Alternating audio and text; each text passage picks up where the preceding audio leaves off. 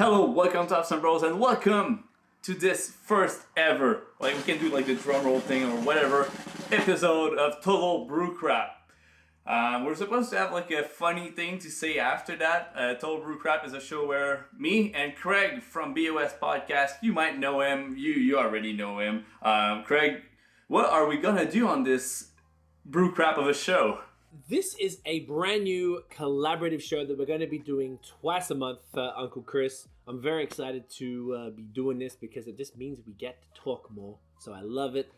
So what we're going to be doing, if people have followed Hops and Bros or BOS over the last, year or two, say, you could probably see, I think it all started with the Team Lactose stuff. Yeah, it created a mess. It created a big argument online, and the funniest part is that Chris is firmly in one Team No Lactose, and I am firmly in Team Lactose, and it kind of went from there. We found that we have a lot of differing opinions on craft beer.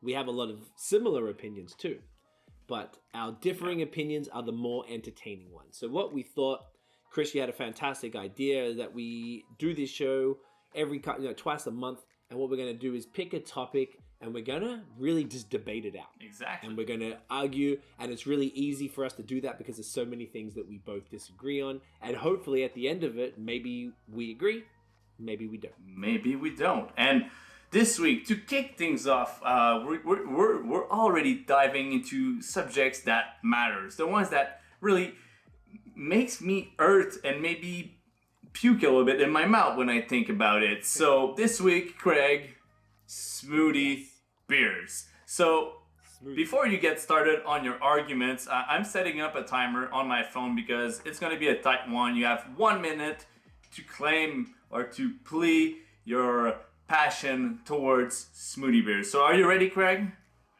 You're ready? So let's get the timer rolling. Let's go. Boom. Boom. All right. So smoothie beers are a relatively new phenomenon. I would say over the last couple of years, they've become very, very popular. Essentially, this is a rather innovative style of, typically it's sour beers for the most part. The smoothie sours are really what you would call it. They are an hyper-fruited version of, say, like a kettle sour, to the point where it's arguable or it's debatable whether it's even beer anymore.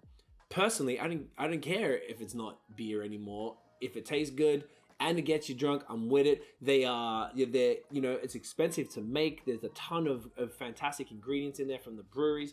They're thirst quenching. They are just an interesting, entertaining type of beer to drink. Even the lacing, it sticks to your glass. It looks like you just drank a glass of juice. Chris, I can see you cringing right now. It's something to me that I think is just fun. Beer should be fun. Beer should be fun. Smoothie sours for the win. Let's go. Oh, my timer is beeping and everything. All right, that was good argument. That was a good argument. I'm ready to get my plea against the smoothie sour beers, Craig. In the meanwhile, I lost my mic, so what you're hearing is what you get. There you go. So smoothie beers, usually they start off with a very, very simple recipe. A little kettle sour, a little Berliner Weiss, a little Gosa, which to me is beer. But then add it up with a load crap of fruited puree. And to my taste right now, I've only tried one and it's been a total shit show. Totally off palate. I think that it doesn't suit well, like the smoothie aromas and the hops, the bitterness. It's not perfectly balanced. It has some of its issues, and what can I say? It's also a canned bomb that's sitting in your fridge. If we look at some issues that happen down there in the US, I'm pretty sure that they don't belong in our fridges here in Canada too.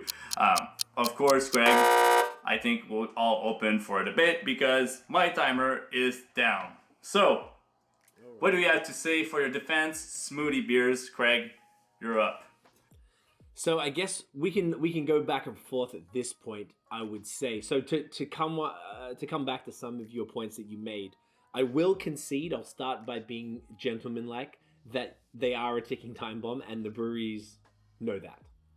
I have never, though, experienced any problems with any smoothie beers that I've had, but at the same token, I take them pretty seriously and I drink them fast. I treat them even more like milk than I do New England IPAs. I do not let them sit around.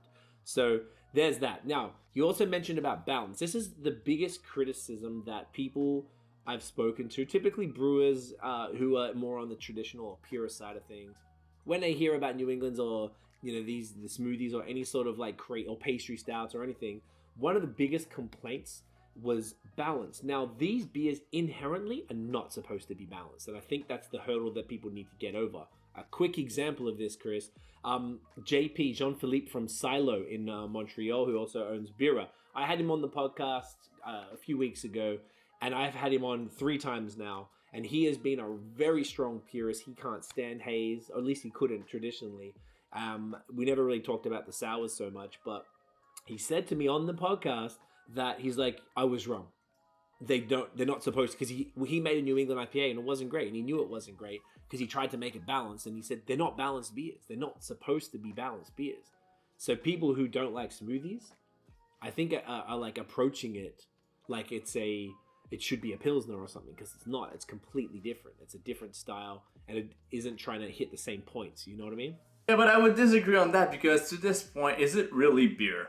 I think it's probably going to be my strongest argument for this whole debate, because I would argue that it's probably mostly a beer cocktail at this point compared to being a beer, because it doesn't like... But again, I think we would have to put together something that says what's a beer, because if you look at the actual product, like, yes, it's a beer, but how much beer does it contains compared to the fruit ratio? It's basically a fruit juice with beer added to it. So to me, this doesn't really sound like a beer at all, because it's basically not even part of the brewing process, because they're just adding fruited puree after fermentation. And I think that's where the style, or I don't want to even say style, because I don't consider it a style. It's a fruited cocktail that they're using. It's a style. It's a damn no, it is not. We'll have to settle on this. But again, it scares me a little bit that you have those all those sugars present in your beer, and the fact that they're all taking time bombs. I do think that's an issue for the industry in general, because obviously that's something that media can easily jump on it and be like, hey, look at what craft beer is doing. They're blowing up people's basement with fruited juice compared to the big guys. They're not doing smoothies, and look, they're doing fine, So to a point that right now we'll be fighting against those seltzers and all that being brought up by the big guys. Our best weapon to fight against them would be smoothie beers. I don't think so. So to me, it does lack that brewing finesse that, obviously New England IPAs are fantastic, and they have their own right to be where they are. And the fact that you said that being unbalanced is to the core of what they are, I totally agree with that. But smoothie beers are not beer. It's a cocktail. Right. And I think that's a common debate from that side. So I think we would probably need someone who knew more about the percentage of beer to fruit. For example, I know that one of the craziest ones from Brewski in Montreal, Pub Brewski, are arguably the best smoothie sour brewers in Canada, not even just Quebec. They had one that it said on the label, it's 40 grams per liter. So no, 400 grams per liter. So 40% of the beer was raspberries. Now, that's less than half. Therefore, I guess it's more like what is considered beer. I feel like it's fluid, right? If we're going to go by the 15-16 purity law, that, then not anything aside from the 4 ingredients isn't beer, correct? Yeah, right? Exactly. But again, okay, it's all in Germany according to the Reinheitsgebot, so it's not even applicable. And to my opinion, it doesn't really work, because we're using lots of oats and all that, and they're not always prone to be accepted by the Reinheitsgebot. And same thing, like there's a couple of ingredients that everyone's using today that's not even compliant to the Reinheitsgebot. So there's a lot of purists out there that will probably disagree with what I say, but again, yeah, right. I think we could agree on this part that Reinheitsgebot is a bit bullshit to this point, and being out of it makes that we can do more newer styles, newer beers. But again, cocktails are cocktails. You should still name them cocktails. What for you, and this is just for you, what percent adjunct with fruit? Because I imagine you enjoy fruited beers at the brewery you work at. You'll make some fruited beers. So like what percent to you is acceptable?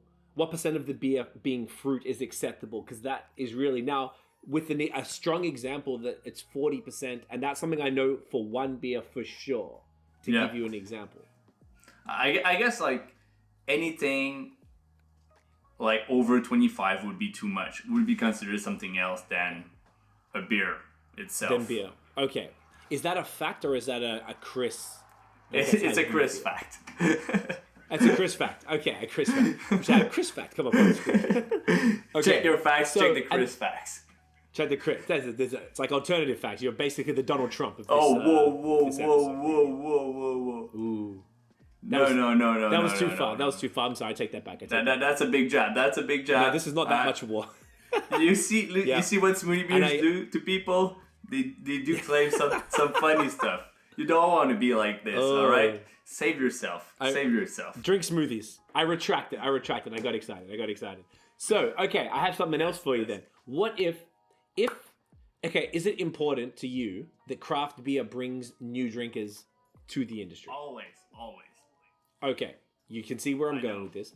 If this beer, now I would argue that New England IPAs are one of the most strongest pull to bring new people into craft beer because of the hype for one, but like our friends who don't know shit about them, we've given them a New England IPA. I'm drinking one. Like, when you could do this, we're at a bar. I'm like, yeah, I'm having this. Hey, oh, what's that? I'm like, yeah, try it. And they're like, yo, this is amazing, and that is super cool to me. So I feel like smoothie sours, particularly for people who might be more familiar with cocktails, maybe a sweeter wine or something like that, they like the juice side of it, might be more interested in beer because maybe they'll try the smoothie and they'll be like, yo, this is good, okay. And then they might be like, well, what else can I try?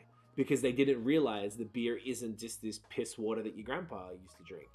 And that's what a lot of people know. So I would argue that if this style is bringing new people to craft beer, I don't really see a problem with that because that's what we're trying to do. And also a second point to that, something you said earlier about them blowing up the basements, right? That's a fair point, but the only way it would actually be a real problem is if people are buying cases of them and not putting them in their fridge. So while it's a risk, I don't imagine it's some crazy thing where everybody's just got these exploding little bullet bombs of juice going down their fridge. No, I just saw a dude having like Jello beer in his can. Yes, that was the greatest. That's disgusting. Video. That's disgusting. Don't do that. And that I totally agree with the part of bringing in new people. But what I'm scared at is that these new people would expect that every brewery will do smoothies and that beer is now just smoothies. You know, that's pretty much what's kind of like happening with A's at the moment. And yes, to a point, it did put a positive turn on the craft beer industry, gives it a second push, a second life to it, and explosive in the new markets and all that. But I do think that it would be an issue in the future if things turn to all just that. I don't know if it makes sense, but like if smoothies starts picking up, we'll be running out of fruit to a point and won't be able to make any beer because we'll forget that beer is simple to brew with just cereals, right? I'm running out of arguments because yours were too good. I get it, but I just don't think it's going to go that far. Like I think that's almost like, I think that's an interesting point you bring up there, man, because a lot of people who are against this stuff, I think that's what they think. Yeah.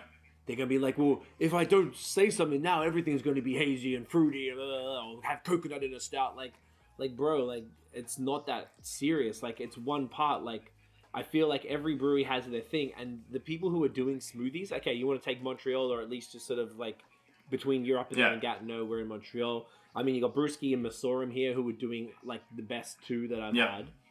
You got Nouvelle France. I'm not sure where they're based. Shit, I forgot. Yeah, same.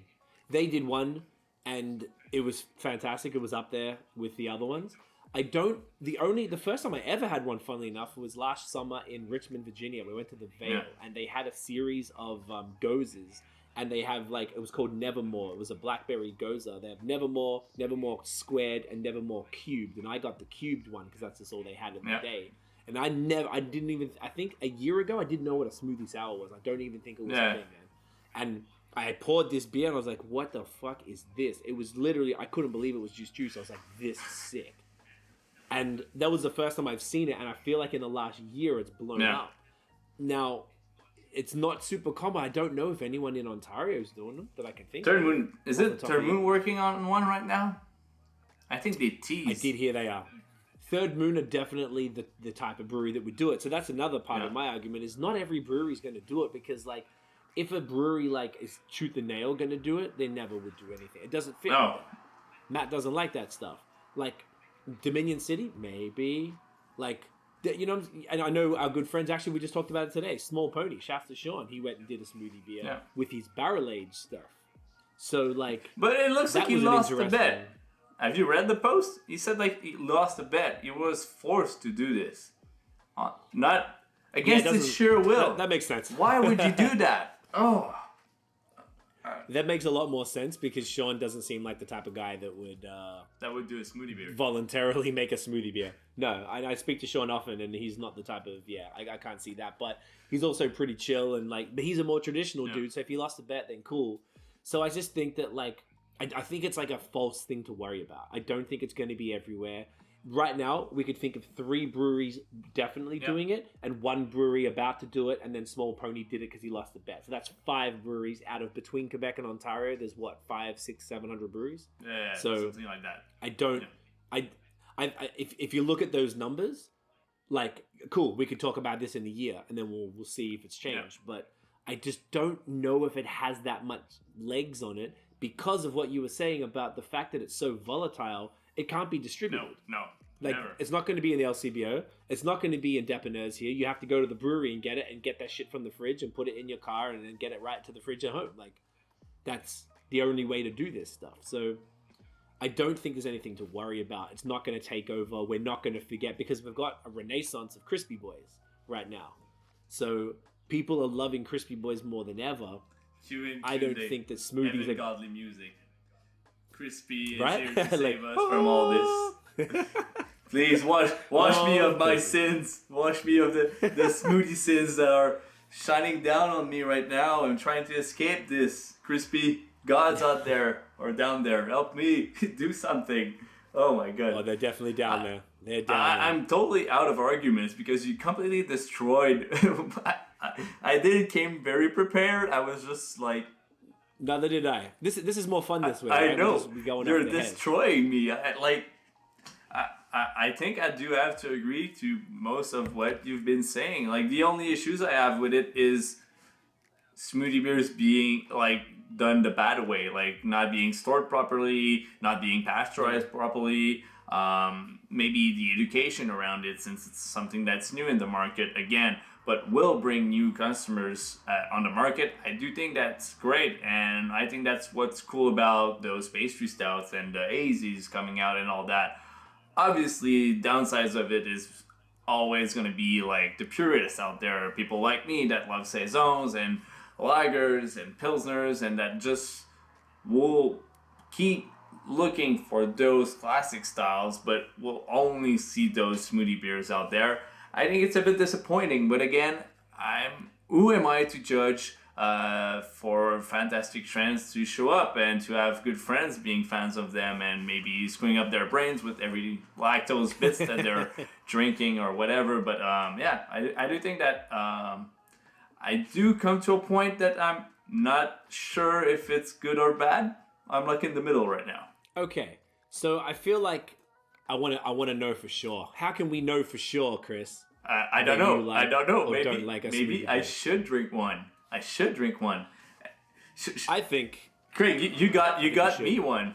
No, you didn't got me one, but I didn't get you. So, one. But you have one. I have one. Shout out to the guys at La Canette Villeray out there in Montreal. Good friends of you, Craig. They hooked me up with this little bad boy right here. It's from Brewski, right? You know those guys? I don't know them quite much. I know them from their peanut butter stout that was quite good. So this is Ghost Brew Juice, Myrrh, Boysen, and framboise, so raspberries. I guess blackberries and raspberries. Clocking at 5.2%. It's a smoothie sour. I'm super scared for that. Oh god. And so it's the Goza version too. They say it's a mix of strong beer and fruited puree.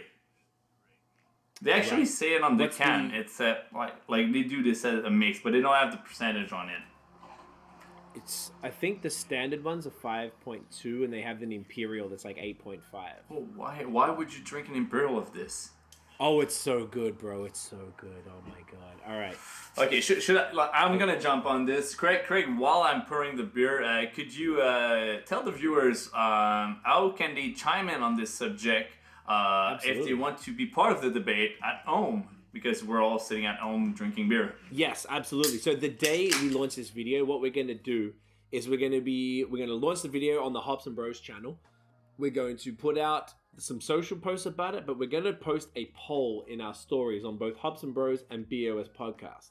And what we're going to ask is whether you guys will put together a question, something like, are you team smoothie sour or team no smoothie sour? And we want to see, and then the next episode, and we want to see exactly what you guys are thinking. And we're going to talk about it in the next one. So every time. So Chris, give us your tasting notes here. That looks glorious. Woo! It does smells like raspberries. Like, overall, it looks great, except like there's lots of like chunks in it, which I really don't like. There's also there's fruit pulp in there. Like that's something that I really don't like. But again, if I'm judging it as a cocktail or as a smoothie, it does has the same texture, the same look of it. Flavor wise, it's round, it's nice. Kind of like raspberry pie feel to it, which not a lot of beers in general do get when they add raspberries. Usually it's either fake or you get more of the tartness out of the raspberry. Overall, I don't get tartness out of this one. I'm sorry, Noah. I'm using a glassware. He loves it. You should be shamed like that. I'm putting a smoothie sour into his own beer. Oh God, look at how thick it pours in there. Oh. Yeah. This is no. Pour oh God, there's like Craig. When you're drinking this, are you like putting it through a strainer just to get the good chunks and eat them after? I should do that actually. Oh, look at that head, a beautiful pink head there. Ooh. Now that sourness settles in, like the carb is good. I don't get too much hop profile. I think that was the issue when I had the other one the other day. Not too much sweetness. I do think that it's like for what it is, it's well balanced. Like, okay. I'm impressed. I'm very impressed. I wasn't expecting that. I was expecting a huge mess of sweetness, fake fruits, low carb, no head at all. Obviously, the chunks are a bit disgusting. Like, that would be my thing. I hate chunks in beer, and now I can see them and I can feel them on my palate. This is very off-putting, but overall, flavors are there. If you have the chance to grab a can of smoothie sour at Brewski, I would recommend trying it, because if you haven't, then it might change your opinion on the subject. Greg, I think you've done bad things today. So can I comfortably say that Chris is officially team smoothie sour, or not go that far yet? Oh no, not that far yet. Because I'm pretty sure I'm gonna try very bad ones in the future. But again, I would try one instead of rejecting them at every single step. I would be curious though to try this on like a colder temperature, like with ice. Like, I don't know. It feels like it misses that very fresh, icy feeling to it. How old is that can though? It might be a few weeks. Oh yeah, it's a bit old. I'm not very good with my smoothie habits. You gotta have them fresh. I've never had an old one because I never hung on to them. But I feel like it might make a difference and you keep it, fresh, straight out the fridge. It's less than a week old. Boom, boom, boom. Goddamn, Craig. I know, right? Look at that. I feel like we made progress, and that's all I can ask for. And Craig, is that your closing statement, or you have something to say for everyone out there that might be still afraid of smoothie sours or smoothie beers in general? Don't be scared of the fruit. Get it in you. What an amazing debate. Craig, thanks again for being out there for the first ever episode of Total BrewCrap. Boom. Pleasure. I'm excited. I'm happy to be here. I'm excited for what we're going to be arguing about in the coming weeks. So every 2 weeks, come back to the Hops and Bros YouTube channel. Make sure you subscribe and like and all of that good stuff and follow all across social. We'll be here arguing about something every week. And maybe, just maybe, someone will change their mind. Maybe. But if you do, go check out BAOS Podcast, drop a comment, and we'll see you in the next one. Get it in ya.